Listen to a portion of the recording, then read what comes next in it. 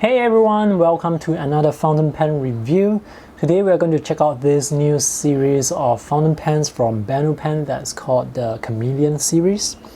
I have two fountain pens that were sent over from BENU Pen, and today we are going to feature this particular pen called Lovely Chameleon.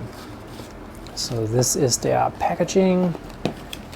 Let me open up the other pen as well to give you a sneak peek at the other review. This is Jolly Chameleon, but we are not going to review that today. We are going to take a look at Lovely Chameleon. BENU Pen is a company from Russia that is known for their fanciful color options for the fountain pens that they sell. And recently they have introduced a new line of pen called Chameleon, which features a three-sided design for their fountain pens. So it looks something like this. The price for the Chameleon fountain pens ranges from US $90 to $120. That does not include the ink converter, which is another US $5. The colors in Lovely Chameleon is a mixture of black and this rose gold shimmering like color. It feels quite nice to hold. Because of the three-sided design, it feels rather comfortable in hand. It has a nice weight to it. And this is how the pen looks like when it's uncapped. It can be posted. It's rather long. I prefer to use my pens without the cap behind. But even when it's posted, it has a nice balance to it. Here's a closer look at the body. So there is shimmer beneath the surface, and the surface finishing is quite glossy. So you can see how the colors, how they blend together. This is the cap. This is the ring beneath the cap. It's also made of resin. Notice these grills.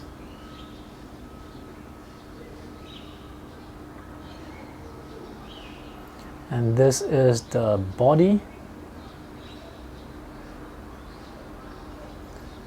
For the body, there are these little grooves here. This is to latch on to the cap when you post it behind. Both ends are tapered like this.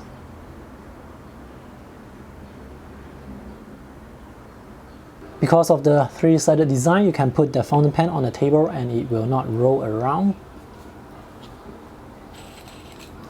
This is the ink converter that you have to buy separately. This is the Schmidt stainless steel nib. The design is quite nice. It's available in fine, medium, and broad. The one that I have is a broad. This is the feed section behind. Alright, let's fill up the pen with ink to see how well the pen writes and draws, to see how well the nib performs. By the way, I have reviewed many BENU pens on my website over the last few months. If you want to check out the reviews for them, you can visit the link in the video description below. This converter is those piston screw type converter. It's quite large actually. It can hold a good amount of ink. Let's write and draw something with the pen. This is very smooth on the paper. I'm using Bristol board, so it's even smoother. On fine grain paper, it's also very smooth. This is a broad nib, so the lines that it can create, it's really thick. So if you are someone who likes really bold lines, really strong lines, the broad nib is the one to get. The nib is very stiff. It has no flex at all. And it performs really well.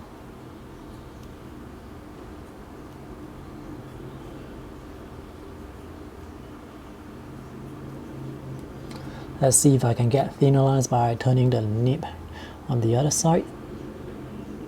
Yes, I can get thinner lines.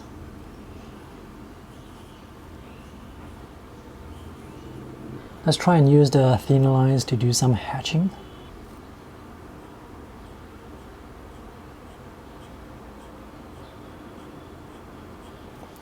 The ink flow is quite good even when the nib is turned on to this side. Let's try and draw with the tip of the nib. This line is slightly thinner when compared to this line. So these are the three types of lines you can get with this nib. The really thin line, the medium line, but if you are writing or using the pen, normally it's going to be this very broad line. The ink that I'm using, by the way, it's the Noodler's Bulletproof Black ink. It flows quite well in this pen.